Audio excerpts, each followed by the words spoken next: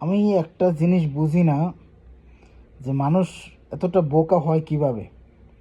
নেতা বসে রয়েছে আমেরিকায়, আমেরিকার গ্রিন কার্ড নিয়ে সে ওখানে বসে তারপরে কর্মীদেরকে মানে রাস্তায় নামাইতেছে। সে যদি এতই দেশপ্রেমিক হয় অথবা এতই যদি কর্মীদেরকে নেতা কর্মীদেরকে ভালোবাসে, তাহলে সেও নেতাকর্মীদের সাথে এসে স্বেচ্ছায় কারাবরণ করুক। কিন্তু এদের ভিতরে সামান্য অনুশোচনা নাই। এত এত অত্যাচার, এত এত জুলুম, এত চুরি বাটপারি, মানে কি বলে এই দুর্নীতি, কিন্তু এগুলো নিয়ে তাদের কোনো মাথা ব্যথা নাই।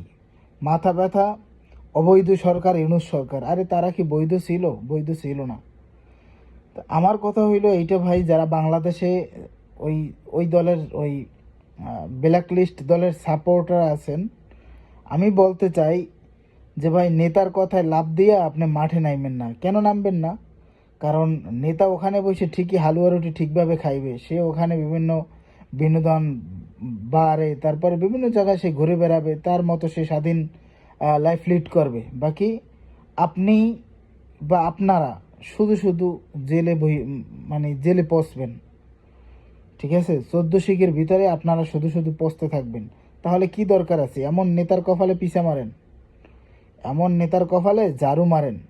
কেননা যেই নেতায় আপনাদেরকে রাইখা, যেই নেত্রী আপনাদেরকে রাইখা শ্বশুরবাড়িতে চলে গেছে আপনাদেরকে বিপদে ফেলাইয়া, এমন নেত্রী আপনাদের দরকার নাই, এটা আমি মনে করি।